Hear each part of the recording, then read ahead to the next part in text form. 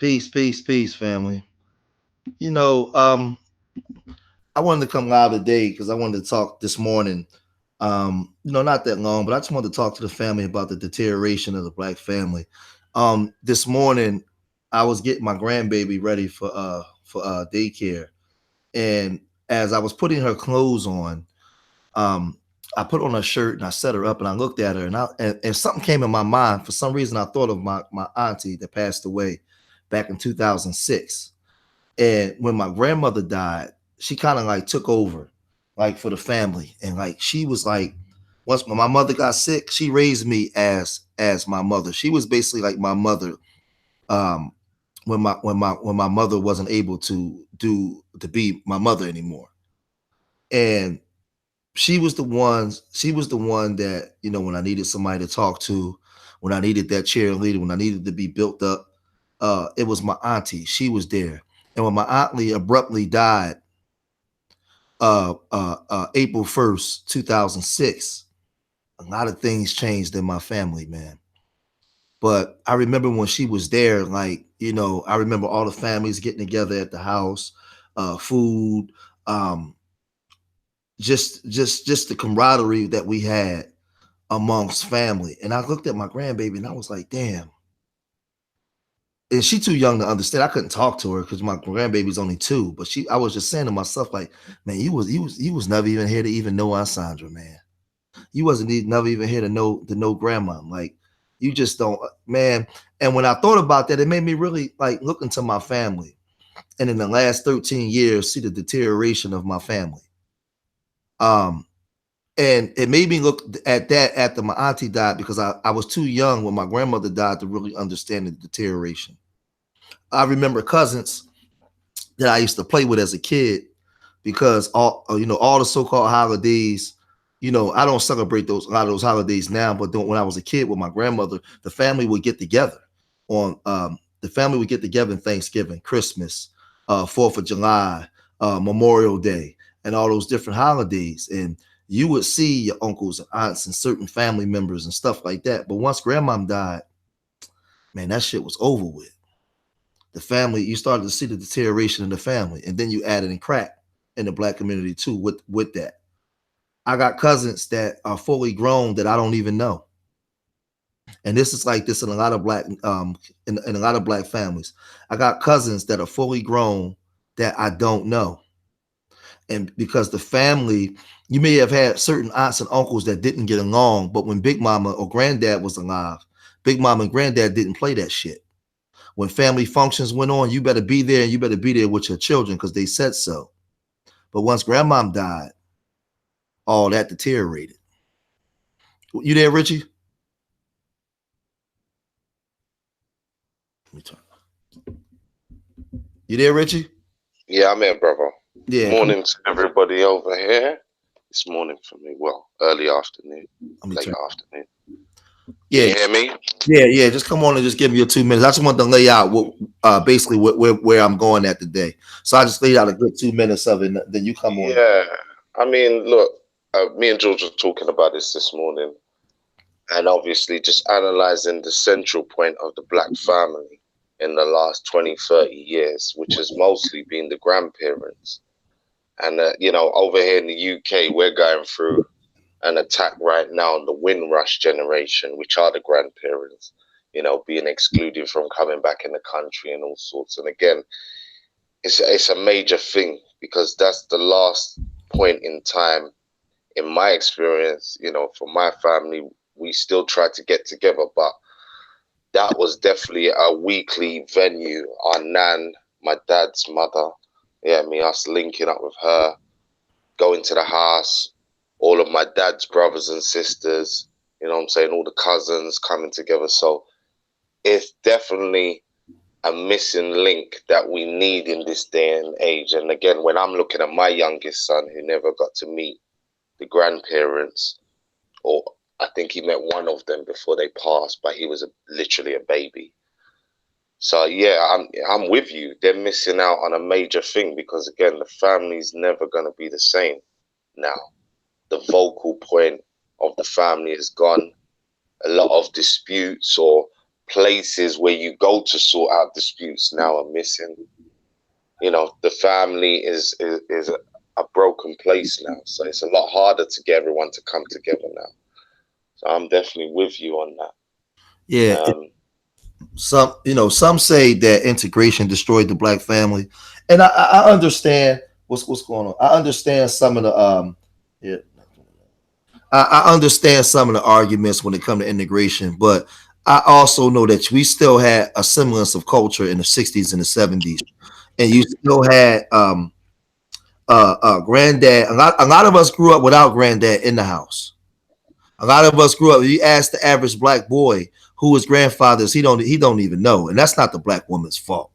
That's just the destruction of the black family with white supremacy raining down on the black family. Take away the black man and have Big Mama raising the children alone. But what I really want to get off into is when we deal with Big Mama and Grandpa. That Big Mama element was vital, very important. When you look at Richie, when you look at the day and you see certain conflict resolutions inside the home, big knock drag out arguments, like you can't even get family together to have dinner for fear of having an argument or a fight. When Big Mama was around, that was out of the freaking question. That wasn't gonna happen at all because you didn't come in Big Mama house with that bullshit. That's it. You There already was a there was levels that you had to conduct yourself with when right. you're around. Mm. And out in society. See, most people don't understand when you go back and listen to old school hip hop. You know why old school hip hop didn't have cuss words in it? Because you had to understand, you understand the houses that we came from. Yeah, out in the street was crazy. They was gang warring back in the day. They was killing. But listen, well, you ain't take that shit home. They asked Rakim, who was the greatest MC, who's known as the greatest MC of all time. They said, how come you never cuss in your raps? And you know what he said, Richie? He said, because his mama might have heard him. Come on, bro. My mum banned hip hop in our house at one point because when the explicit lyrics title came out and all the rest of it, so she could clearly see it now, it was a rap. Yeah, I mean, we had to hide shit, and, change covers and make mixtapes with with no names on them to get out of that shit. See, Richie, we're talking about, when we talk about, I'm in my 40s, you are too. So when we talk about our grandparents, we talking about a generation that would march and get hoses, would get sprayed with hoses, dogs biting them, coming back for more, witnessing hangings, all kinds of atrocities that the greatest generation we ever known in America, black people went through, man. They had to fight through outside of our ancestors being in them plantations. The ones that came out that was fighting for just so we can have the opportunities that we have today. I'm talking about that grandma, that grandfather. Man, let me tell y'all something, man. When we lost that consciousness, look at what we got now. You give grandmama, grandpa $2 million, they didn't leave the community. You couldn't even listen. If you ran into some big money and you wanted to move your grandparents, they didn't want to leave. They say, no, I want to build right here. So what does that say about us as opposed to them? When we say we need to unify and get ourselves together, but we can't unify and get ourselves together. But look at our grandparents. How do you organize the Montgomery boycott and all the different things that they didn't have any form of unity?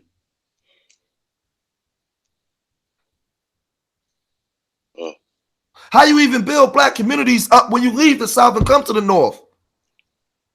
And they kept families intact. I knew uncles that were stone cold killers, but my grandmom had the last word. Grandpop had the last word. These were a group of people that took care of you when you couldn't take care of yourself. They had the remedy for any ailment that you had. When the world was kicking your ass and you had nowhere to turn or nowhere to look, you can turn to Big Mama. Big Mama had you. Big Mama gonna hold you down. And I think a lot of us today, because we haven't been raised by a man and you don't have that proper love, a lot of the whining you see going on Black YouTube, a lot of brothers is looking for that Big Mama love. They want that Big Mama that's gonna put their arm around you and embrace you and tell you you're great. tell you that you're the greatest. You can overcome all this. These are the things that Big Mama was doing. A lot of our women haven't been trained up by Big Mama because she died when they were young, so they don't even understand the role of the way they're supposed to cater to a man's ego. Big Mama understood this. Am I right or wrong, Richie? Different culture, different way of thinking. Yeah, I mean, now you've got children having children. So the situation, the this experience before you even had them children is low now. And the key element to those days when you're talking about grandparents and great grandparents is the key word is culture. They were cultured more to be more self-sufficient. As you said, they knew remedies that they could prepare. They knew how to advise you straight away on a lot of life and social situations. You had to go less outside of the family to get most of your answers. But that's a cultural thing, because now we're getting told it doesn't matter what you do behind closed doors, you know, do your own thing, do what you feel, don't take advice. You know, you don't even respect old people now. Right. And that's the whole thing. We don't even. It was a time where you might have had guys that was out gang banging and acting wild, and somebody's grandma could come outside with a broom or a baseball bat and run everybody off the corner. Straight. Because and people today can't conceptualize something like that. But the way the culture was raised up back then, you respected your elders. You respected those that was there before you. And I get mad when I hear people say that the elders dropped the ball. And I'm saying, wait a minute, motherfucker. You talking about my grandmother. You talking about my grandfather. Maybe no, maybe yours dropped the ball, but I know where my grandparents come from. From the South and in the Caribbean, and what they had to fight and what they had to live through just in order for me to have the things that I have. Fuck out of here when you talk about drop the ball. And this is the thing I think we lose sight of when we talk about this is now right. Memory loss, a whole bunch of different things. I agree. What's up, young Tahuti, James Smith, Alan Walker, Janice. We got Janice in the house. Janice, you missed the show last night. Sir Drop TV, G Money Hollywood, Diana Renee, yeah, Mr. Marcus. So yeah, and the thing is, I think a lot of times we spend on Black YouTube talking about what the government did, drugs and everything, but I think that we don't do enough time just really analyzing the generation of our grandparents, Richie. I'm talking about grandmama that was born in 1919, grandpop that was born in 1918 and 1920, and you're watching them in the 60s make this move. These were our grandparents. We don't. You see the problem, George, right there. You've got a group of people that are going to tell you it's outdated. What they were thinking, you can't apply to today. And they forget, and you know, you throw the baby out with the bathwater and you forget about the moral system, the culture, the limitations it put on you, and how you behaved and governed yourself in public. That's what people forget. Sorry to interrupt you, brother. Go through. No, you hitting it on the head. You're hitting it on the head. You're absolutely right. And when we analyze this generation of people, like I can't even put it in words. Just when you me sit back at 40 now and 43, and I'm looking at the state of the Black community, and I listen to Black YouTube, and I listen to the way we talk to each other, the way we intermingle with each other, our disloyalty towards each other, the way we disrespect each other. And then I go back to that era, and you say, man, what are we missing today that we had back then when Big Mom and them was around? See, there's certain things that they didn't do around children. Certain arguments they had that they didn't have around children. And that's why when they give you the movie Soul Food, remember Soul Food came out in 97? And you had Big Mama and how everybody came over. You couldn't argue in that house. Big Mama said, whatever problems y'all had, y'all get that, y'all fix it and work it out. This is a family. Or granddad might have told you that, because some of us had the fortunate of having granddad there. And like if my wife was sitting next to me, my wife would tell you her granddad with her mom and them, whatever issues they had to work that out. You couldn't come into the house on Sunday with dinner with any type of angst that you had towards your sibling. That was out of the question, because it was always about family first. When you met somebody, you brought them to meet granddad. Granddad gave the nod and approval. And if he didn't, you had to sneak around with that person, because you damn sure couldn't bring them back into the house. Damn, that wasn't going to happen. When you got pregnant, out of turn, they sent you down south to live with your cousin or the uncle or somebody. See, it was a different morale. And as time went on, when they begin to die off, we began to lose this. And we begin to fall into the normalization of fuckery, of things that grandmom and grandpop never accepted. But today we accept it for ourselves, and we are old enough to remember our grandparents and know how we were being raised, and we still today normalize the fuckery. Look at us. Look at our grown asses on YouTube and the way we talk to each other and act up. We ought to be ashamed of ourselves, because the majority of us don't even come from that type of stock. We ain't 25 and 30 where we can say we was kids during the crack era and we seen this. A lot of us was born in the 70s and 60s, and we came up through a whole different era, a whole different training and understanding, and look at the way we behave. It's just I just can't understand. And I understand Sir Drop TV, but a lot of us was born before the crack era. That's what I'm saying. I was old enough to remember life before the crack era. I remember people before they were crackheads, when they would go to work every day, bodies intact, women that were some of the finest women in the hood that I might have seen my daddy dating at times. And then 87 come in and you see him smoked out. I remember going to the bar with my pop after he got off work. I'm sitting in the back drinking a Coca-Cola, and some of the finest women walking there. This early 80s. And I mean, he couldn't go home and tell my grandmama that he had me in the bar, though, because that'd have been a problem. But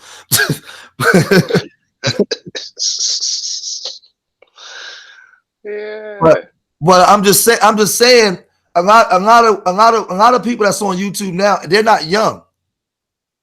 They're not super young, man. They grew up at a different time, and look at the way we behave. That's why I don't really get into all the beefs and all the kind of stuff, because I know where I came from and the way I was raised up. I know what I got involved in. I know when my grandmama died, when my uncle died. That's when my uncle died, which is my dad's brother. That's when I really went astray. It was over. When my grandmom died and then my uncle died in 1990, it was a wrap, because nobody could control me no more. Me and my father didn't have the best relationship, but my uncle was the one that could control me. My dad's youngest brother. He was the one that I was afraid of, and the one that would take me places and show me different things. He was guiding my steps. My dad was the more of the provider. And once he died, because he was one of the ones that when my grandmom died, my uncle and my auntie was the one that really kept the glue tight, kept the family tight. And when he died, I fell off the hinges. And I see in the Black community that when a lot of our strong family members, elder family members, statesmen die, the whole family dies with it. I'm looking at my family today, and I'm like, God damn. And I'm speaking about my family on my dad's side, because that's the side that I've been raised with. And I'm like, you got so many of the women that's not married. The younger girls are having so many children out of turn. Got one baby, one dad is in jail, have a baby by another one, he ain't around, and now you're pregnant again. I can't really say too much of nothing, because if I say something, then I'm wrong, or I'm being too aggressive. And I'm just saying, like, the male authoritative figures is out. There's no rules. There's no There's no respect. integrity, bro. There's no There's no. integrity. If I'm out with family and we're out in public, I'm afraid that at any given second, an argument may ensue amongst the family out in public.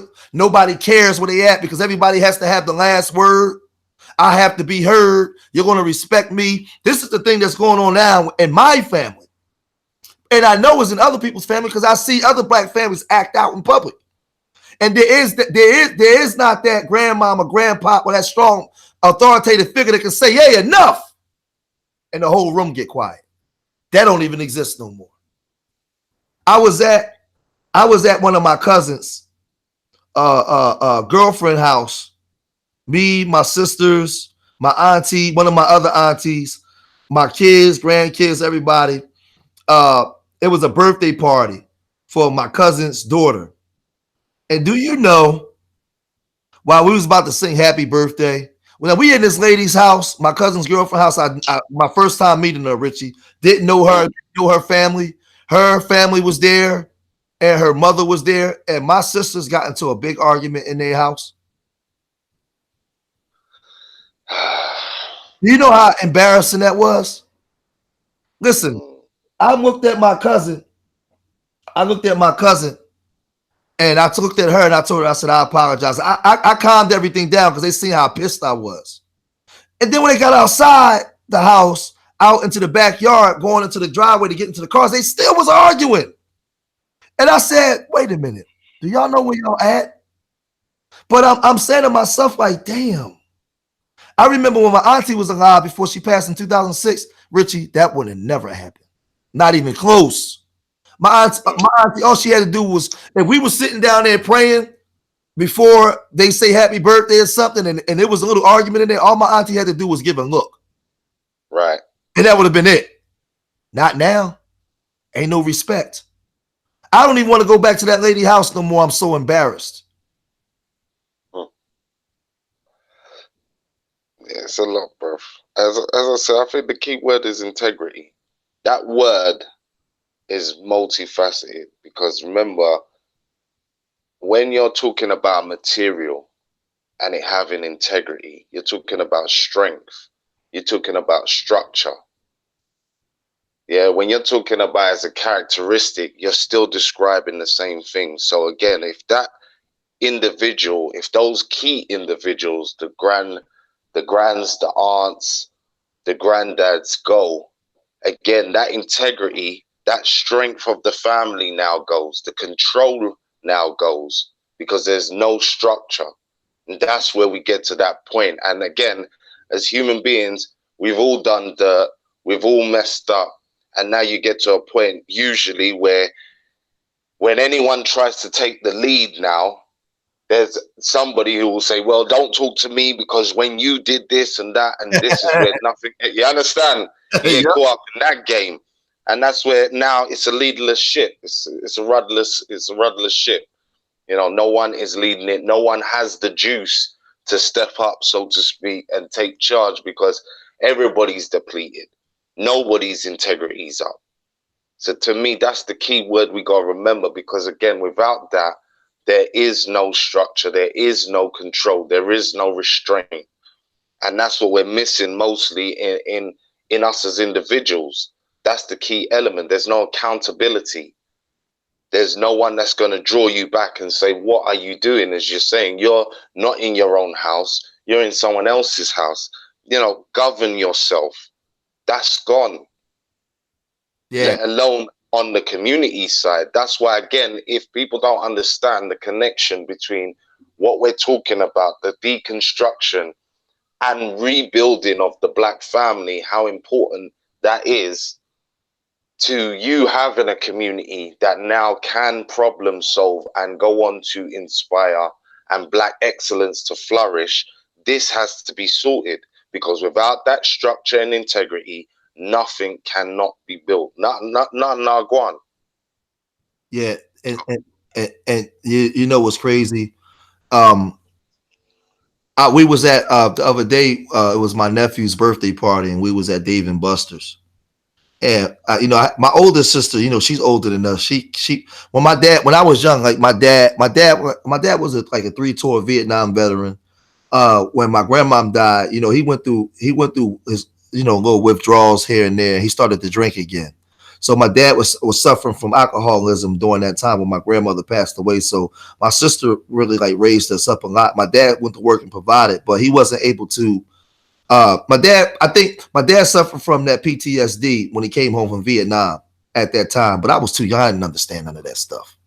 And my sister is kind of like the authoritative figure, but now that my other sisters got older, are grown, and they all grown, they challenge her a lot. So we go different places. Like we was in Dave and Buster's here on the East Coast in Philadelphia, and any conversation at any given time could just turn into an argument. And I was just saying to myself, like, who takes the mantle and just says, okay, you know what, I'ma chill? No, everybody has to get the last word. And I told one of my other sisters, you may be right, but if you're trying to get the last word and she's trying to get the last word, it's just a bunch of loud people. And you're out in public, the children are seeing this. It's just like, and it's uncomfortable. It's to the point where our generation, we are so fucking selfish. All we care about is ourselves. Whereas though the families before us was operating as a family unit, we operate as for self. I only care about what I can do for me. And this is why I'm trying to tell you, I had a cousin that used to come in the gym. And I knew this guy, Richie. I used to talk to him, even worked out with me a couple times. He knew people I knew. Do you know that this guy was my second cousin? He was my oldest cousin's son. One of my oldest cousin's son. Never fucking got a chance to meet him. Because when he was born around the time my grandmother got sick with cancer and died. So once the family stopped seeing each other and coming around each other, I never got a chance to meet him. I knew the other siblings that were older, but not him. And here I am around this boy all the time I go to the gym, not knowing that he's my direct family. Now, how trifling is that? What does that say about us as the generation separate from our grandparents? What does that say about us? And there's so many people that can hear this, that can relate to what I'm saying. But we're saying we want a community. We got to stick together. But we don't even understand what community is, because we have totally abandoned the structure that we was brought up in, and thinking that we're going to adopt some new shit and be successful with it. Not happening. It's not going to happen. We selfish as hell. All we care about is ourselves. Man, I only care about what's going on in this house. Man, you ain't never heard Big Mama talk like that. How many times you came home from school and the neighbor's children was down the street at Big Mama's house, and she got a big pot of beans or some goulash or something? She feeding the whole goddamn house. She feeding the whole house.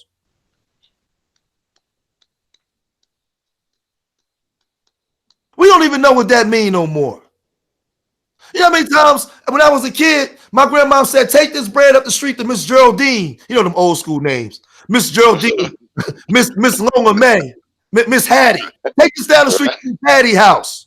Take the plate down there. That's all. Take the plate down there. And you never heard them talk about the other women on it. Now, they may have done it amongst each other, but you never heard them disrespect Miss Hattie because she couldn't pay her mortgage. But what do we do today to each other? And our children is watching this shit. But we got a nerve to say we want a community. All right. Yeah, right. Hattie Mae, Lola Mae, Susie Mae. You know, it was always a Mae. No, it's facts. If you don't cultivate the first community, which is your family and home, you're not going to be able to cultivate a wider community. That's the key message here. That's always been the key message. That's why when we talk about giant movements like Pan-Africanism or Marcus Garvey or whatever, that's why it flourished with 7 million people, because the core value system of the family and that generation was more intact. Now, this doesn't mean that they didn't have drugs, they didn't have crime, they didn't have people that didn't want to contribute. But what it meant is that when I speak to you as the wider community about what we need to have, black economics, you know, values and whatever, already you understand and you're on the same wavelength, because that's what you're trying to cultivate within your home. So now it's easier for you to begin these community movements now, that now stretch on to sizes that we've never seen redone till now. And these are the key reasons why no movements since those times have been as successful, because the key element of that first community, your home, has been broken down. So now when you try to start a movement, you have more individuals, you have more voices, you have more discord, you have less integrity.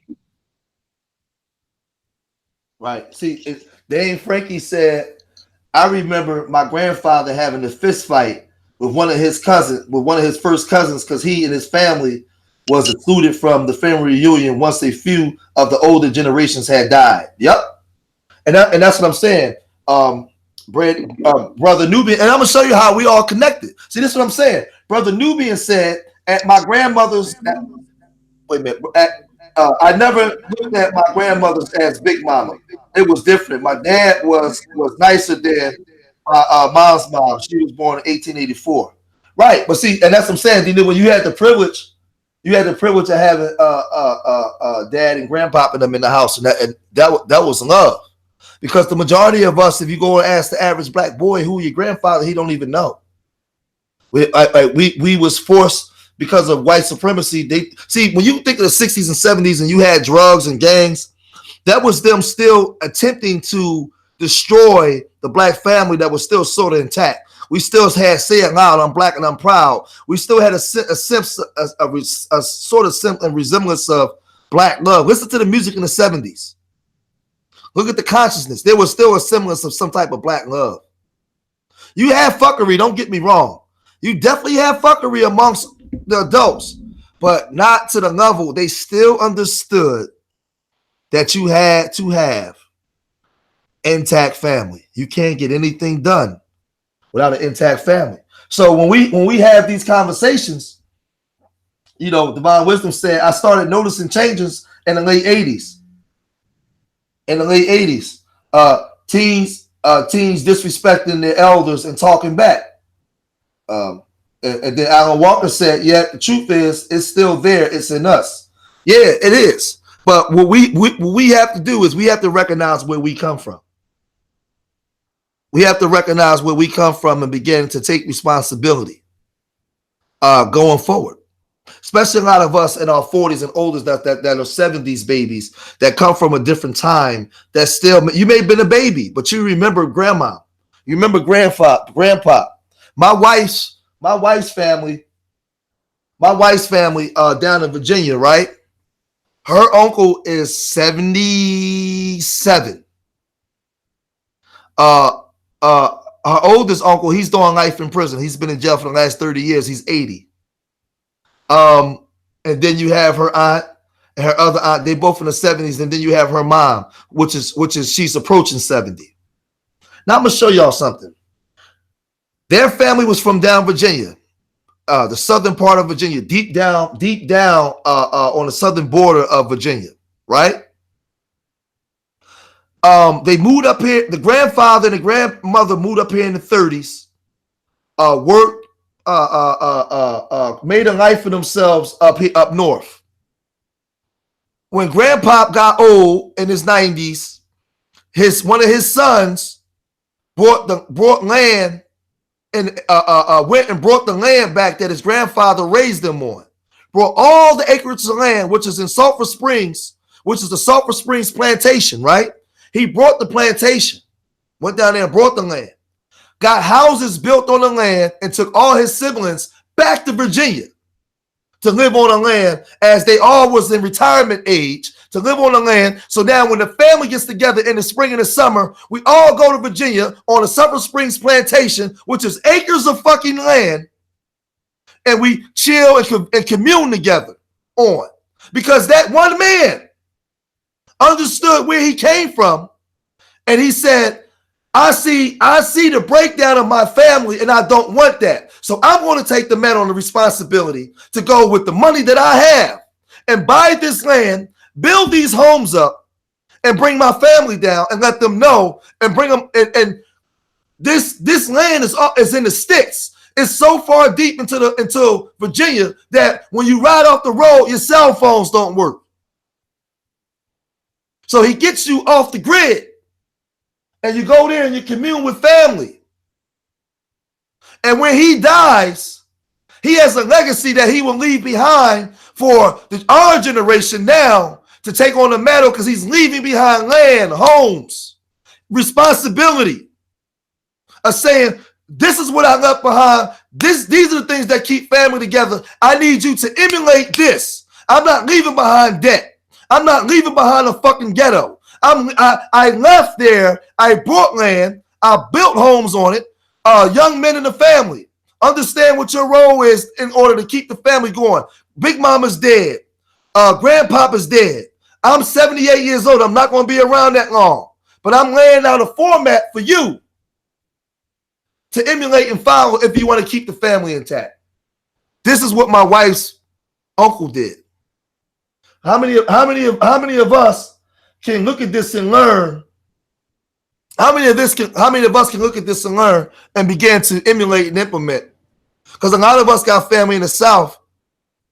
Instead of buying that $200,000 home, why don't you go get some land and build some homes up on it and bring your family to it to let them see what a family looks like? Because the majority of the generation today don't even know what a family looks like.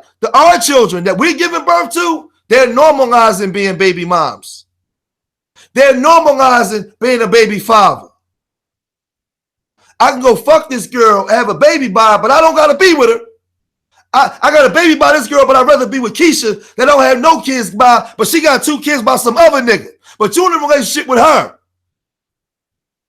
And not the girl you got the kids by. She in a relationship with some other dude. And not the dude she got the kids by. We've normalized this type of fuckery. Because there's no structure once the matriarchs died.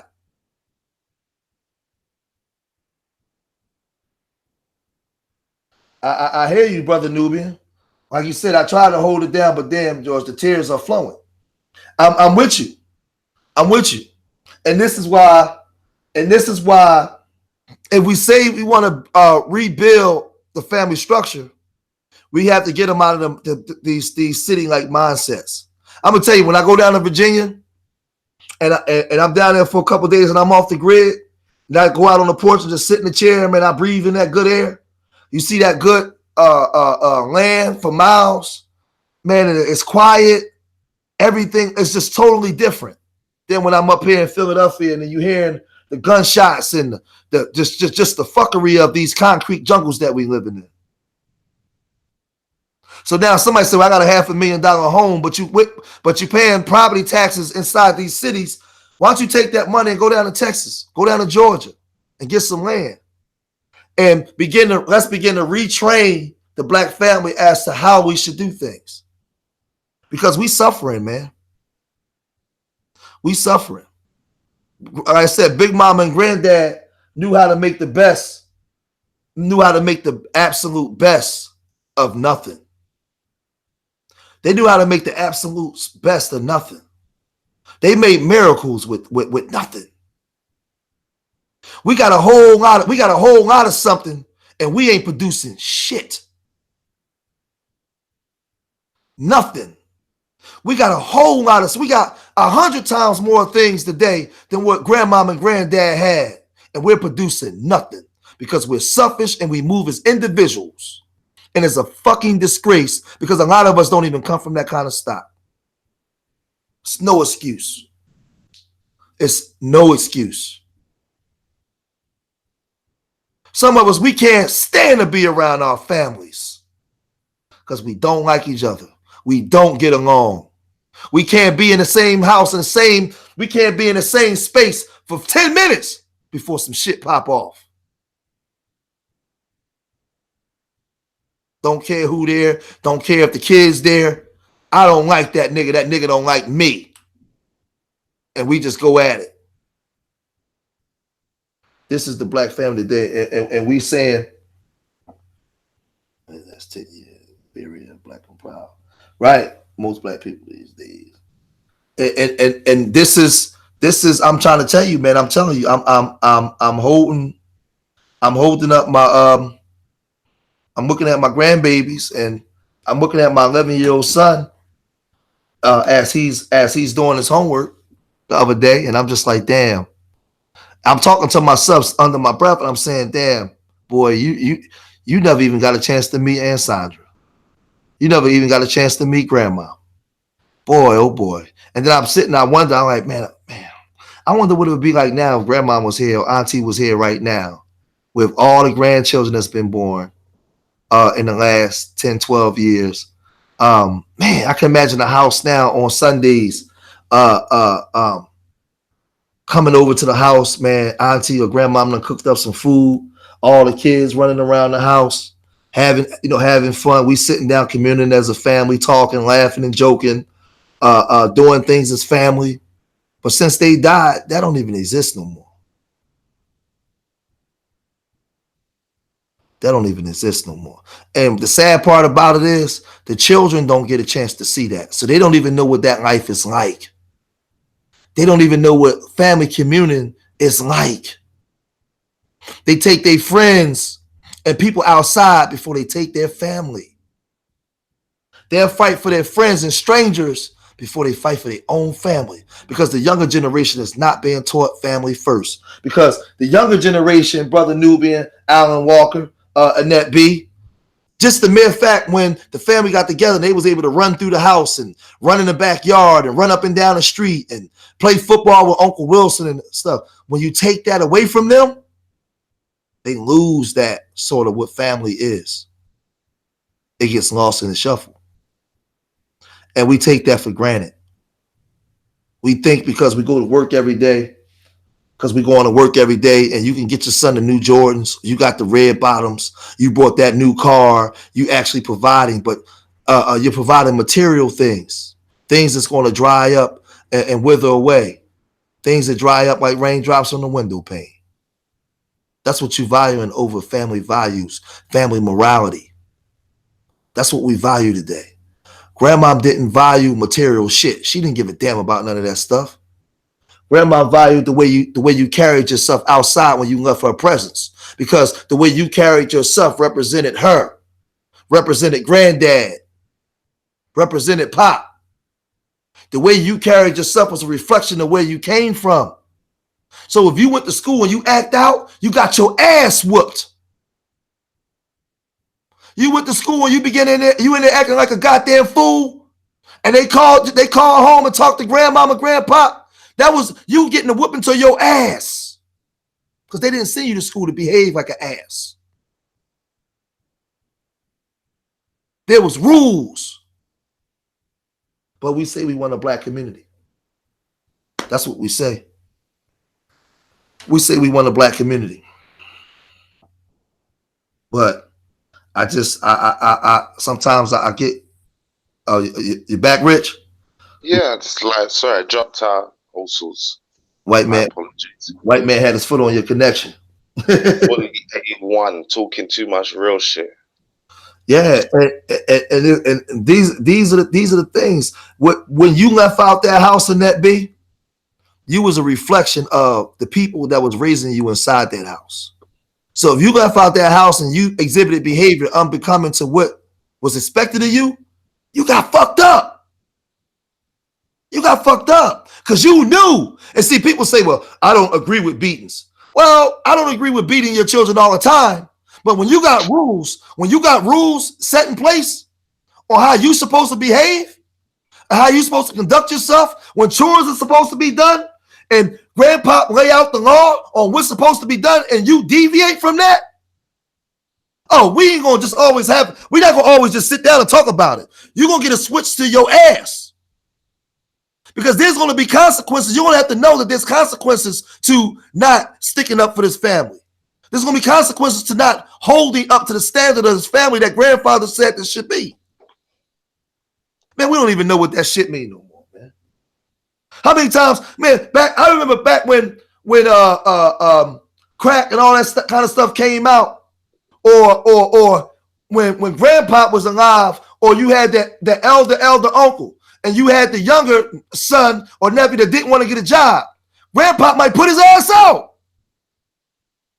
Oh, you gotta get the you stay here, your ass gonna work.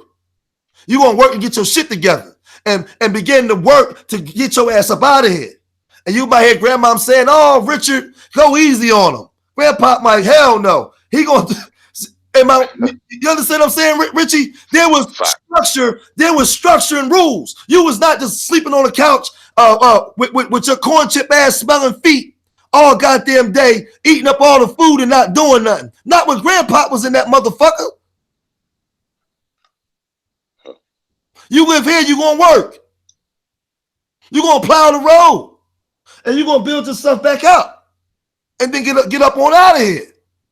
Man, see, people missing the jewels. A lot of people miss the jewels because they don't understand how important that was for our development. A lot of people, because they had that strict guidance, it got them back on the path for your parents to raise you right, for you to even be able to go to college and have the shit you had. If it wasn't for that strict ass grandfather or strict ass grandmother, you wouldn't have the parents you had to raise you right. But yet today we dropping the goddamn ball because we too busy trying to get our children material things instead of getting them the material, the moral mindset, a proper moral mindset. We dropping the ball, not our goddamn grandparents. I dare you. I can't stand when you niggas come on YouTube and say that the elders dropped the ball, and you talking about a group that was getting sprayed with fucking hoses and dogs sicked on them, witnessing fucking hangings. And you got the audacity with all the freedom you got today to say the elders dropped the ball, you goddamn asshole. Shit pisses me off, man. You listen, our grandparents coming up from Georgia, South Carolina, being born in 1919. So if you got a grandma that was born in 1919 and she was 20 in 1939 and she lived in goddamn South Carolina and Georgia, what the fuck do you think she saw? But you got some of these dumbass people on here come and say the elders dropped the ball. Man. Listen, just on a practical level, how many jobs could your grandparents do? How many jobs could your granddad do? Like with his hands? How many skills did he know? How many times could he literally take you out and show you and teach you a skill to get you out of trouble? See, that's the difference. Even with my own dad, by the time I was a teenager, he was able to take me to work, build houses, show me skills.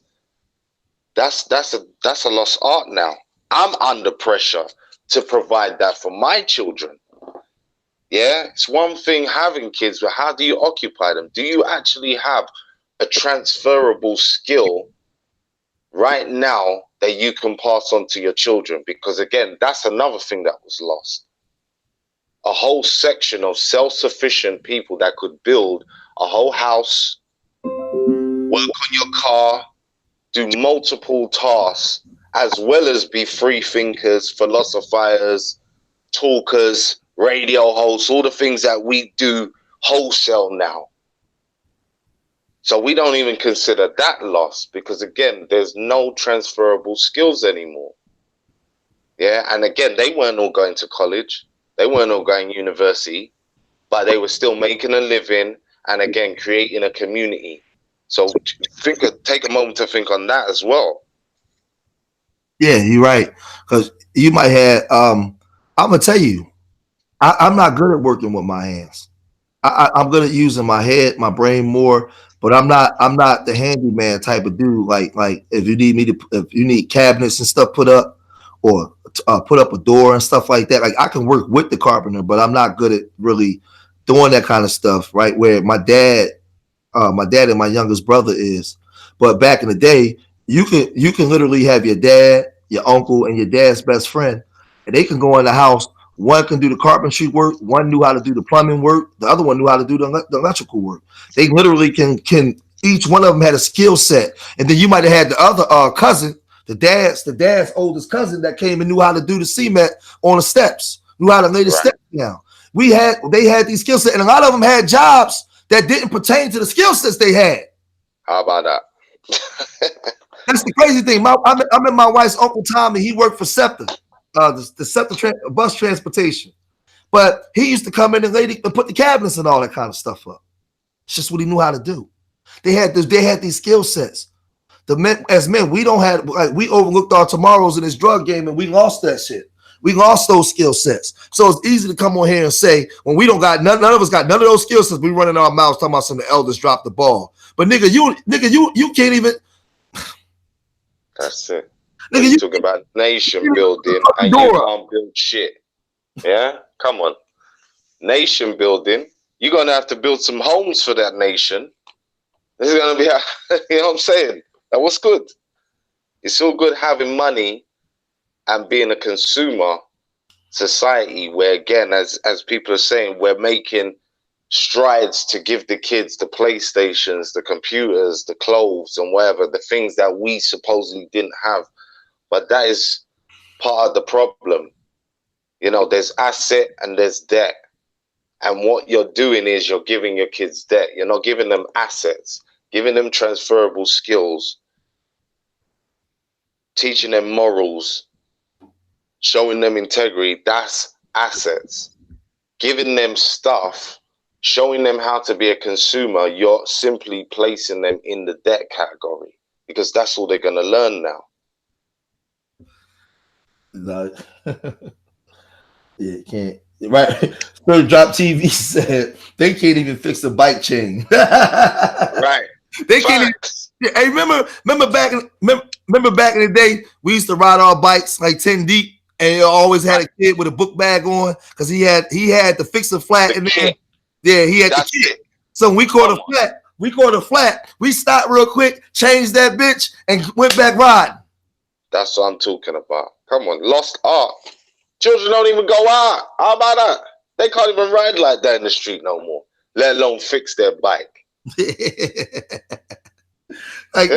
I'm just thinking back during those times, just like the vice grips. You had the vice grips on the back of the seat, on the back of the hand, on the back of the seat. You put the vice grips on the back. Man, that's what I'm saying.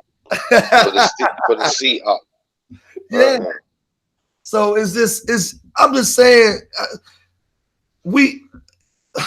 I ain't even talking about our children right now. I'm talking about us and the children that we gave birth to. It's more of an indictment on us as the 40-year-old to about 50-year-old that we gave birth to, because we came from a different generation that was raised by the big mamas where we knew better. And we indulged in the crack era, was getting killed, got shot up, went to jail. White supremacy declared all out war on us and destroyed us. And we birthed the generations now of children that now we are grandchildren. We're grandparents now, and they don't have no sense of family. You got the kids today. You got the kids today, right? Todd Collins, that Aries Queen. When family reunions come, the kids today be like, man, I ain't going to that shit. And he'll refer to his older aunt and uncle as those people. I don't know those people. That's how I refer, because his trifling ass dad or mom makes it okay for him not to go and intermingle with his family. I see it all the time. That's foreign to me. I'm not that shit. I don't play that. Family thing go. I tell my son, my daughters, y'all asses is going. Grandbabies, we're going. I've seen kids say, I don't know them people. I don't know them like that. Yeah, that's my aunt and them, but I don't know them. But whose fault is that more? Is it his fault or is it his parents' fault?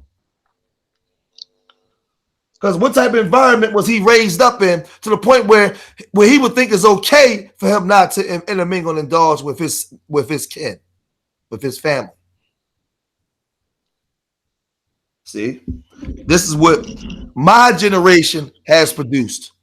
Trying to be your children's friends, overcompensating for your own pain and your own shortcomings that was never dealt with. You neglected your children and became anti-family. So the title fits right. The title fits right. When Big Mama and Grandpop died, the black family died with them. And some of y'all adults need to take a strong look in the mirror and look at the way you behave towards your own family that you are a part of. What do you do wrong that you could do better to unite your family back and give your children a resemblance of what a family is supposed to be? What are you teaching your sons? How is he supposed to find a wife? What are you teaching your daughters? Why is she normalizing being a baby mom? Because she don't know what a fucking family is. Because she never seen you married. She never seen you in a long-term relationship. So why the fuck should she strive to be in one? It's normal. My mom took care of us by herself for 25 years. I went over to my dad's house on the weekends if I even knew him. So it's normal for me to just bend my ass over and let a nigga just put a baby in me. And I do the same thing my mama did. And if the daddy come around, he just come around. Because my dad came around when he felt like it. So it's normal for the dad to just come around when he feel like it. This is what we're producing. And we're okay with it. We complain about it, but we ain't doing nothing about it. Or the boys, or you boys. You niggas want to be a dad when you feel like it, and you're not giving your sons that rite of passage. And he's not like a girl where he can only have one baby a year or every 18 months or something like that. He can make 4, 5, 6, 7, 8, 9, 10 babies in one fucking year. And because you ain't raising them right and giving them proper direction, any fucking woman he see, he don't even see a woman, he just see a pussy that he need to get into. And you wonder why at 25 he got 4 kids already by 4 different women. Because he don't have a sense of family, a sense of value, a sense of morale. That would have never happened growing up in the house with Big Mama. You even let him bring the goddamn girls in the house. He ain't got no job. He ain't paying no bills, no rent, no nothing. But you let him bring girls in the house and take them upstairs in the room with the door shut. Right. And you cool with that shit. He up there banging all the chicks out. And you got the audacity to say, damn, because he 25, 24, he coming in with some 23-year-olds. You got the audacity as the pop and say, damn, bring me one of them young girls. And your goddamn trifling ass son still living off you. This is what we fell to. This is what we've reverted back to. He living in your goddamn house, eating your food. You paying the goddamn mortgage, but he getting more pussy in the house than you.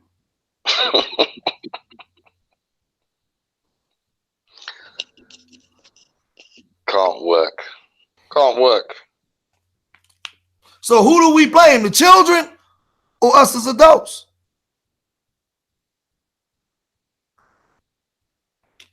Shit crazy, man. I just keep it all the way a buck, man. You hear him wearing shit out. You like, goddamn, son, bring that young girl to me. But you're not schooling your son on the aspect of manhood and saying, son, you know you can get 5 women pregnant in 1 year, right? You know that, right? Son, do you know that right now while you having fun at 30 when things ain't so fun no more, things ain't so funny no more, and you want to get a job, you can't even enjoy your fucking paycheck because you're paying child support to 5 different women. But your dad never told you that. He celebrated you getting a bunch of pussy. Oh, my son ain't gay. He didn't put that strong discipline on you. He didn't force you to be around family resemblance, seeing married couple, the normalization of married couples, of understanding that in order to be married, I have to be a part of a certain structure. In order to be a part of a certain structure, there has to be a form of loyalty to myself first to understand that I have to exhibit a behavior that is becoming of being a husband. If he's not taught that, then you get what you get. These women is tearing me up in child support. No, your goddamn daddy didn't give you that rites of passage to manhood. So now you're learning the hard way. Come on, man. But when you don't push family and that image and that experience of family, you get what you get today. A whole bunch of debauchery and fuckery. And selfishness. All everybody care about is themselves. That's what you get today. Look, listen to Black YouTube. Ain't nobody talking about family. All everybody talking about is what he said to me, what she said to him, what he ain't doing for me. These women ain't doing for me. You niggas ain't shit. I'm what they call it when the swirling women. I'm doing this, and the black men is going their own way. And what the fuck is going on? The fuck you mean you going your own way? Can you imagine if Big Mama was alive and you got these niggas out here talking about they going their own way? If Granddad was alive, Richie, Granddad be like, you going where? You're going to oblivion. See, that's where ostracization comes in. That's where you get locked off, cut off, and you understand the difference between then and now, because the whole community knows that you're that person that doesn't want to look after your kids. The whole community knows that you're that single mother that doesn't have a partner. Yeah, there was a general attitude that kept that shit in check because every household had the same attitude. Even if they suffered from that problem, they still was very clear on what the general attitude was towards that. But now it's a free-for-all, isn't it? You can do whatever. There's no accountability. There's no integrity. Right. Look, I'm gonna read some of the comments because see, people can relate. King Genzo said, "My dad ruined my childhood. My women in my family were the ones keeping the family together. Now none of us even talk to each other." See what I'm saying? It's not just George Macon and Richie. Let's go down. Grandmama sat me down and told me, though when I was going off to tech school. Let's see. George turned into a preacher. Hallelujah. Well, when I was into the church, I'll give y'all a little secret on me. When I was into the church, I wasn't a preacher, but they wanted me to go to junior minister school because of the way I used to speak. When speaking about the Bible, I don't really bring that to Black YouTube, but I did. They did. Yeah, they wanted me to go. They wanted me to go and start preaching the word of God. They wanted me to go and start preaching that word, but and I'm gonna tell you, I was into it though. I was into it, but as I began to educate myself more, I got out of that. But I used to this one church I used to go to. I used to get up and do certain sermons and stuff like that. So sometimes I think when I go off, I just think I do it naturally though. It don't be something that be scripted. That's just how I talk when I get it. What's up, Bookmon? Let me see. I'm gonna read some more of the comments. Black America has assimilated to white culture. Unfortunately, that's Jamal Omar. We can bring it back together if the mother stopped trying to compete with the daughter and the father stopped trying to compete with the son and play their roles appropriately. Kids curse in front of their parents now. I couldn't even say I'm not in front of my parents. Hey, remember? I'm gonna say, look to the chat. Look, hey, watch this, y'all. Y'all remember when you would get in trouble back in the day, and an adult would take you back to your parents, and you'd be like, "I didn't do it. That didn't happen to you." And your mom or your dad be like, "You calling Miss such and such a liar?" And you'd be like, "Oh shit, no." And then you know that's your ass whooping now because now you admitted you did it. That's it. Let's see what else they say. I love my cousins, and unfortunately, I haven't seen some of them in 30 years. Right. My dad took the door off the room, but he never broke down life to me. See that, and that's what I'm saying. Book My Duty said, Brother George, the women in my family no longer talk. It's because of us kids during the 80s and 90s, cousins killing cousins, shaking my head. Then he says, yeah. So that's what I'm saying. So I know that I'm not off in the way I was feeling this morning. I know that's why it speaks about what was the show last night we did? Molestation of black boys, the silent cry in a dark room. We spoke about PTSD and the dysfunction in the black community. Now we're speaking about Big Mama and Granddad dying, and when they died, the family died with them. I know that I'm not alone because I'm reading the comments and everybody's understanding what George is saying. Maybe I should. No, I ain't gonna say that. How about to say maybe I should have created my own church and went on and preached it and preached the Bible the way I thought it should be. Preached it from a more metaphysical aspect. Preach it from a more allegorical sense and use that Bible because I know that's where our people's minds is and gave it its real power. Maybe that's what I should have done. Used it for the power. Gave it its power. Because our people, man, we need to pick me up. We definitely need somebody to speak to them dry bones in the valley. We need life breathed back into us, man, because we're dead in this valley. We need it. We need it real bad, man.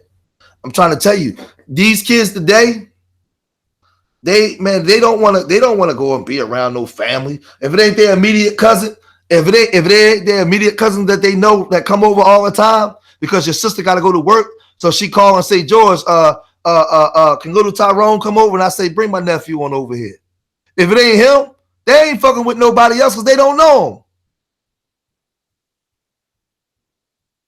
How many of y'all in the chat room remember having your immediate family? Like you might be the Jones. Just say your last name is the Jones, and then your second cousin last name is the Johnsons. And it's the Jones and Johnsons family because your grandma was a Jones and her sister got married and became a Johnson.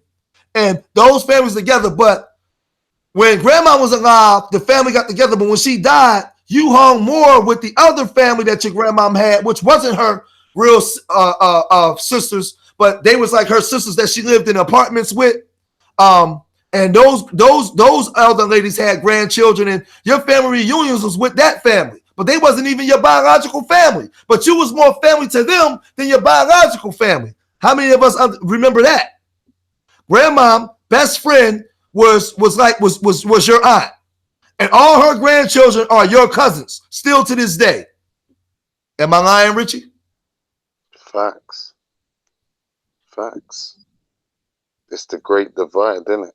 Again, that energy goes, everybody splits. Yeah. So too often. And the thing about it was, it was more a sense of family back then. Meaning, my grandmother had 3 girlfriends. And they all grew up together, came up together. And they were all sisters. And all of those women went on to get married and have children and then grandchildren. And all of us are family to this day. You get all that, my immediate family together and get all of them together, it's hundreds of us. And some of us aren't even biologically related, but they've been part of the family for the last 60, 70 years. And they're not even my biological family. I spend more time with them than my biological family because I only known them as my family. This is the type of stock that we came from, of togetherness. I used to get stories with my dad saying my grandmom and my Aunt May worked in the factory during was it World War II or something? They would tell stories, and then when it was little, my grandma worked. She worked somewhere. She worked in a school actually, and my auntie would be home with a big pot of beans, feeding all the kids. They lived in a three-story apartment complex, and each one of them had an apartment on each floor. And while 2 of them was at work, the other auntie would be home, and she'd be watching the kids, feeding the kids, a big pot of beans on the goddamn table. And man, we don't even know what the fuck that mean no more. I ain't watching that trifling bitches kids. That's how we talk now. You hear the dudes, I ain't taking care of nobody else's kids. Fuck them. We selfish as shit. And that's why we're going to always be the white man's pet. We're going to always, no matter how much accolades we got, no matter how much education we got, we're going to always be under him and always be serving him and working for him. We're never going to be in a position of competing because we don't understand what the unification and unity. The white man is in the power he has because he unified. They have a European Union. They have a UN. That's the unification of white nations coming together to dominate. We don't even want to watch the motherfucker next door to us. We don't even want to give him a leg up. Fuck him. Why should I help him with any of my resources? This is the shit you hearing today from niggas. But you come from a stock of family that wasn't their values. They didn't believe in that. So why are you practicing it today? I wish we did have a Negrocratic Party where I could punish niggas. Because it's crazy. All we need is a community again. That's where it begins. Yeah. Just perpetuate what we've talked about out into the wider community. And that's where accountability starts to happen. You know, when you have your trusted people, you got to cultivate those relationships between families that you know have like-minded values to you. Here you go, Rich. Let's read the comments. Dame Frankie said, my grandfather never really gave me the sex talk. Wait a minute. My grandfather never really gave the sex talk to my uncle. He just told him to wrap it up and don't bring home no babies. Yeah, right? That's just some OG shit. My mom gave the real sex talk to my uncle and to me at the same time. Kevin Brown said, I'll be honest, I didn't have that growing up. By the time that happened, my grandparents were either dying or had died. I see how much that affected my life with the sad face. Brother D Nubian said, I don't want a woman if my shit isn't together. Bingo. I'm getting closer to buying my first home. Should have had one 20 years ago. That's cool. But hey, you got to start somewhere, bro. Don't look forward to where you're going. As long as you got it in the direction, you got your trajectory going forward in the right way. My granny just had some wait a minute. My granny just had some spoiled, fucked up kids that didn't care to hold shit together when she died. Damn. Yeah. So we can't even begin to talk about building a black community until we get back to what black relationships should look like. This is why me and Richie stand steadfastly on PTSD and dysfunction in the black community. We're going to keep pressing this issue because we're going to have to work on black relationships and work on can we have these black family reunions again? Can we have these black family reunions again without fear of having issues, fights, arguments? Are we capable of even have? Do you think it, Richie? Do you think it can happen in your family, Richie? What? So sorry, repeat that question. What do you mean? Family reunions in 2019. Do you think that you can orchestrate a family reunion in the Richie family without any type of and it go unscathed? Do you know what? I'm lucky. In my personal situation, we do have family reunions and try to come together. And again, see what's funny in my family. They're kind of old school. My mum and dad has been together for almost 50 years now. So there's this general mood in my family where this is going to sound funny. I'm actually the black sheep because I have two different baby mothers. You know, I'm a single parent, whatever. So I haven't always done things in accordance with them. Right. So the rules. So you've been in trouble. Yeah, right. So I look at it from that aspect like, wow, you know, I'm still getting shamed and I feel like I'm doing the right thing. You know, I look after my children. You know this, we talk all the time about family stuff. But again, in that structure, I am the black sheep. So I've had to work harder to integrate myself back into that situation. I know on the opposite side of that fence, obviously I know friends and I have friends who, if they were to try and have a family reunion, it's going to be a punch up. It's going to be arms ass, or nobody's just going to come, like a lot of these examples have been. So, yeah, it's a difficult one, trust me. But for me, again, I'm trying to live up to the mold that my mum and dad set for me. I feel under pressure now because I'm more modernized in the sense, as I said, I've been more selfish. I've done my own thing in certain relationships, so I'm trying to repair those systems now. So I wonder, my boys gonna have reunions and their kids? Will they hold it together? I hope so, but that's what I'm looking towards now. That's my challenge. The brother, the Nubian said, I only been to one family reunion. Damn. I had a homie about 6 years ago. We was riding the car, and he said to me, he said, we was having a family function coming up, and he said to me, he said, I never had a family reunion before, and I said, what? That shit sounded crazy to me. I said, you never had a family reunion before, and this is about 10 years ago. We were riding the car, and you know what I did, Richie? I went to the bank. I went to the bank. This is a true story. If I'm lying, I'm dying. I went to the bank. I took out $1,000. I got back in the car. I gave him $1,000, and I said, I want you to go get the food and things you need to get. And we called up his family. He put together a family reunion for his family, and that was the first time. And he's older than me by 3 years. That was the first time that he had ever experienced a family reunion with his family in his life. That shit was so disheartening to me. It brought a tear to my eye. I couldn't believe it because I didn't come from that kind of family. We had families, and to hear another brother say that he never had a family reunion or never had seen his family together in that sense where everybody's laughing, having fun, and communing, that shit hurted. That hurted me, and I went to the bank and got that money because I wanted him to have that experience that I've experienced that he never had. It was kind of crazy. It was crazy. I remember that. Rashon Wader said, hold on. He's lucky. He's got family reunion that has been 600 people to 611, I think.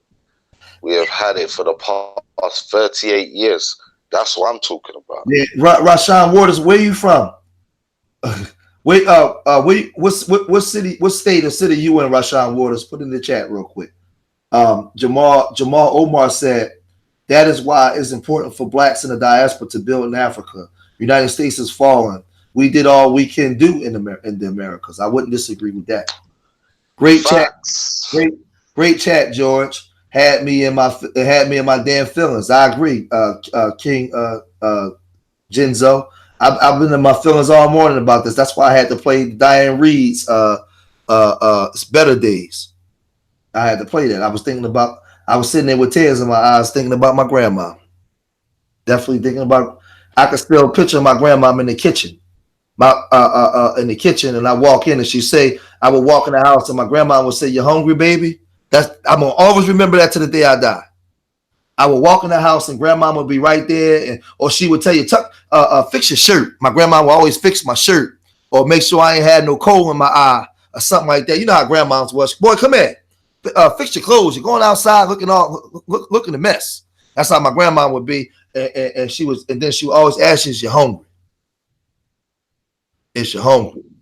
And you never really realize how, man, sacred that is and important that is until you get older and you don't have that no more.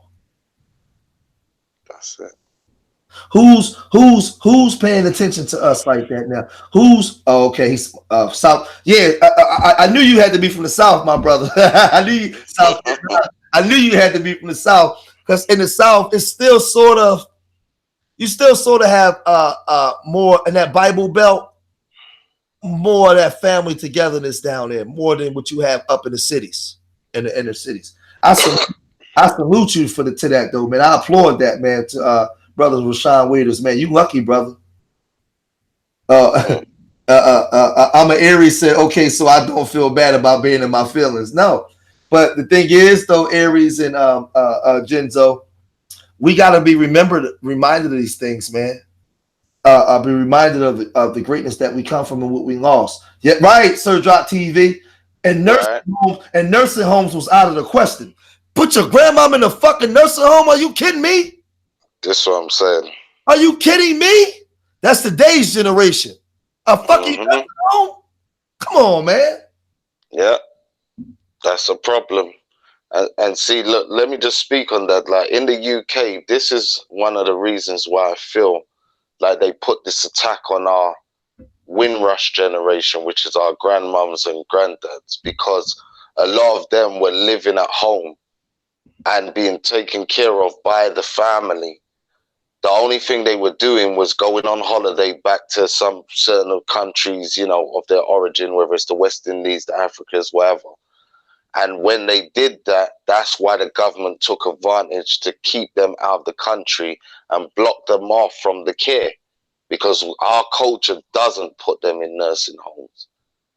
Yeah, we look after them on wholesale, and in the care industry, it's black people that's doing most of the care work anyway for these white people.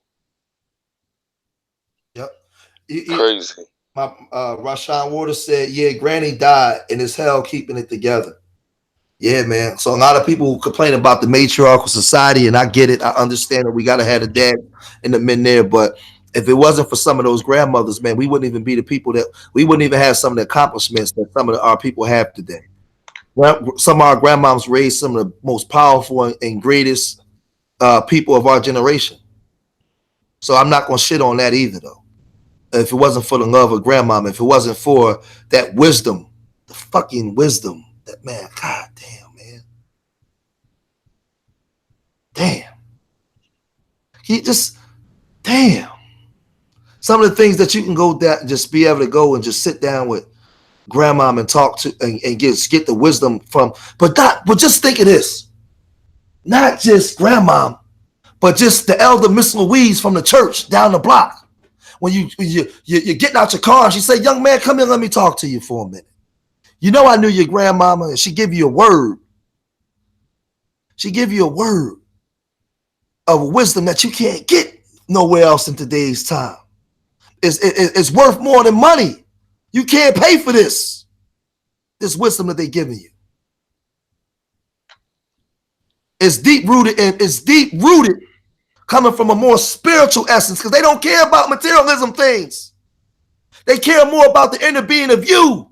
So when it comes out in the spiritual essence. So when them elders gave you that word, that wisdom, man, you can't even conceptualize it today. Oh my God, y'all just don't know what we're missing when you look at that leadership.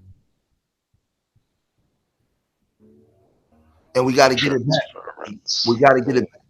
Because when you're giving somebody wisdom today, 9 times out of 10, it's only to the aspect of how you can even benefit from the wisdom that you're giving them. You got to benefit from it. If it ain't no benefit to you, you ain't got no good words of encouragement to nobody. That's the way we thinking now. Everything is about $1. Getting that bag. Or I tell that nigga something, but it got to be the benefit of me. That ain't the way the elders the elders will just stop you as you're walking. Hey, come here, son. You know I saw you up there when you was doing this. Listen, you need to do this. The elders will always give you that game. And sometimes you might not got it right away, but then it'd be 3 years later, you might, God damn, I remember I was walking up the street and the goddamn elder told me about this day. Right. Plant them seeds. We just, as we winding down, Jamal Omar said nursing homes. Yeah, nursing homes, we don't do that foolishness. Yeah. It's still kind of like that over here in the South. Yeah, it's still kind of like more family oriented. Tradition is important. Fuck this new school way of thinking. It's fucked up the community. I agree. And we gotta get back. We gotta get back. I'm trying to tell you, man, see, forget the church doctrine, but some of the elders at the church, man, when you're talking to them, they might see you and say, "Young man, I can see where you're going," and they tell you some shit, man. Sometimes it just bring tear to your eye. Young man, come here, let me talk to you. I'm talking about you talking about somebody with 80 years of wisdom. They done seen every generation, and they sit you down and just tell you some shit. Where are we getting that from now, Richie? Niggas are Googling and listening to that shit before they're listening to parents and grandparents. You know what I'm saying? This is where it is now. That transferable energy is gone. Now you got to really tap into the ether and recreate a situation where you tap into that DNA memory now. That's what most of us are left with now.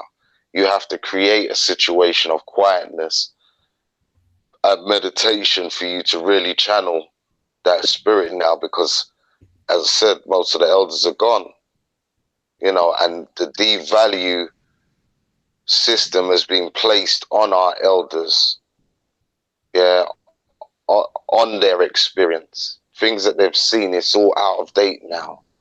It can't be put into place. You know what I'm saying? That's the talk of the town now. So it's a problem. And we got to place value on that. You can't buy experience. It's priceless, as you said. You know what I'm saying? This is what we got to understand. You can go out and learn 1,000 things. We're living in the age of information. So it's a beautiful thing. You can learn 1,000 things, but there is experience. There is seeing things play out over generations. That you can't buy. That, when you analyze it properly, doesn't change a lot of the times. The same things that you're going to hear about your nan talking about, the same traits that you see in friends that will carry you into bad places, they're the same. And when you're a parent, you will feel the muscle memory certain times of you saying the exact same things that your dad or your mum said or your grandparents said to you. That's when you start to really get it. But by then, most of the time, it's too late. The family's broken down. Now we're rebuilding. So we really got to remember that and place value on that. And if you have got elders in your family, you know, it is about talking to them.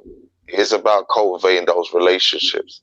It is about taking your children, as George said, to those events, or allowing them to go and meet these people and speak with them, more than just saying hello and then running off. Introduce them by name. Cultivate those relationships. So when the time is right, your children can remember these people the same way you have memories of them. Yeah.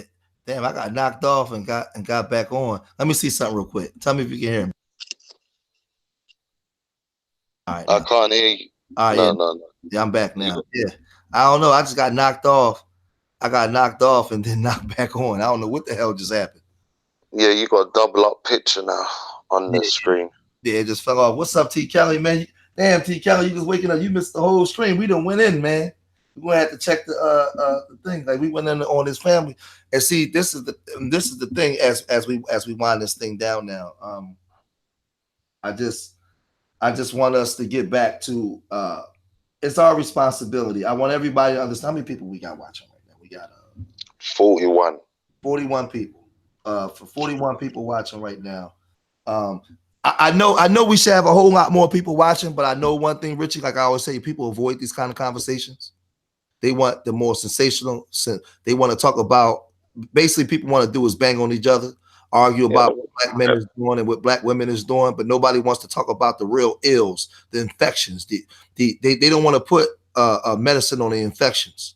They don't want to deal with the painful part. They don't want to deal with the fact that we got fractured families and we don't even get along. And we take our same fractured way of thinking back to Black YouTube and we bring it out on everybody else. That's why you see so much arguing and fighting, because these Negroes argue and fight inside their homes.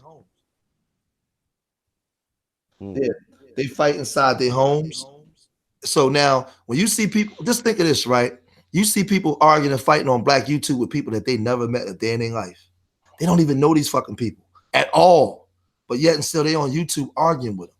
So that goes to show you the character of some certain groups, some of our people. They do this every day. They do this in their families and their homes. They do this. This is part of the culture. Because if I come on YouTube and get into argument and shouting matches with people I don't even know, where else do I do that with? Do I do that with people that I do know? These are the things. These are the things that we gotta. Okay. Yeah, these are the things that we got to begin to recognize, and be careful who you're giving your energy to. What are you giving your time to? You're actually like, YouTube has become a reality TV show. The same shit you see on reality TV is what you see going on in YouTube. You got people disrespect, motherfucker, fuck you, nigga, putting up. I seen some shit where you got motherfuckers putting up shit with the brother Taz. They putting up his personal shit that they don't even know him, never met the brother, but putting up shit about him and his past that they don't know nothing about. But people was putting that shit up. This is a reality TV show shit. Never met the brother day in your life, don't know nothing about the brother, but you look up something about a brother and then you put his shit, you put his business out there to the world. What the fuck is going on in Black YouTube? You got Black women throwing shade on each other, doing all kinds of shit. We doing this shit because this is what we come from, dysfunctional families where we're used to seeing families operate and move in dysfunction. So we bringing that same bullshit to YouTube. And I tell a person, you ain't gonna never, ever see me make a video about somebody that I don't know. Or even if we had beef, after we argue, I'm not gonna make no video about you. I'm not gonna be on YouTube arguing with you tooth and nail because I don't know you. If it's a woman, you don't got my last name. I didn't sleep with you last night. We're not gonna be arguing. That's not gonna happen. It's out of the question. I may get a little uneasy at times, but I'll quickly apologize and say, you know what? I apologize for the wrong part that I play because that ain't what I'm about. Yeah, T. Kelly, right. T. Kelly said, right, that was sick. Taz would have heard him if he could. I was like, wow, right. But you got something like somebody put that man's personal business on Black YouTube. Not realizing that that's not just his personal business. What about the other women that may have been involved in that, or the children that may have been involved in that? That's not George Macon's fucking business for me to see. But this shit goes on in Black YouTube. This is the shit that goes on in Black YouTube. That's why I stay out of the way of the fuckery. But I'm saying all that to say that when you see the dysfunction on Black YouTube, it's a reflection of what goes on inside our homes. That's why I said to you guys 45 minutes ago that when I went to school and I act up and I got in trouble in school and they called home, grandpapa or grandmom ready to put the switch to my ass. Because when I left out that home, I didn't represent just me. I represented the people that was raising me. I was a reflection of my grandparents. So if I went to school and I was disrespectful or acted ass, they gonna whoop my ass. Because I exhibited behavior that was unbecoming to the way that they were raising me. They wasn't having it. It just wasn't going down that way. Right. But it's just gossip, period. I get it. It's just gossip, period. And my thing is, I don't even care if you don't like my brother. Why are you doing that? If I don't like you, I'm not gonna make a video or pull up some shit about your past and put that shit out there. That's just foul. And I've seen that done across Black YouTube and other sectors of Black YouTube. I've seen that done, and I think that it speaks to the level of respect that we have for each other. So we have to pay attention to that kind of stuff. And I need Black YouTube. When you see people doing that type of shit, for a lot of people, when they seen the person doing that, putting Taz's business out there or putting other people's business out there, flag their page. Don't put up with that shit. Flag that shit. Don't let them get away with that. Let them know that we're not accepting that in Black YouTube. I ain't a big proponent of flagging people's shit, but when you see people go out like that, flag that shit. Don't let that shit come out. That's not when you see that's all I'm saying. Don't be on Black YouTube arguing and fighting and going back and forth all day with people that you don't know. For all you know, those people could be sitting there with they screen all black naked and talking all kinds of Black power shit. You don't know these goddamn people, man. Yeah, go ahead, Richie. Bring us home. Listen, again, you've covered the bases, and it's about connective tissue, people. We got to understand the knock-on effect from the deconstruction of the Black family to every single problem that you see out here in these streets. That's how deep and that's how simple it is. That once that origin story is tainted, once you distort that original coming through process, then every other process therefore afterwards will be disturbed. Yeah, so again, we just want to get to black excellence levels, but in order for that to happen, we have to create the foundation for that to happen, and that starts with the black family. Yeah, and if we start to repair that, all of these other idiosyncrasies and gripes that we have with each other and character flaws that we go through with each other and the things you see play out, as George just highlighted on Black YouTube, will start to lessen because people will have more integrity, people will have more structure, people will have more restraint. So for me, that's the key word of today's show. It's integrity. We gotta have more, we gotta cultivate it more, and we gotta show it more. And again, it's been a pleasure coming on, talking to people. Thank you for everyone who's contributed. Listen, there's 42 people watching, and I'm only seeing 24 likes. I could be wrong if it's gone up, but please, everybody, like this video, share the video, and subscribe to the channel.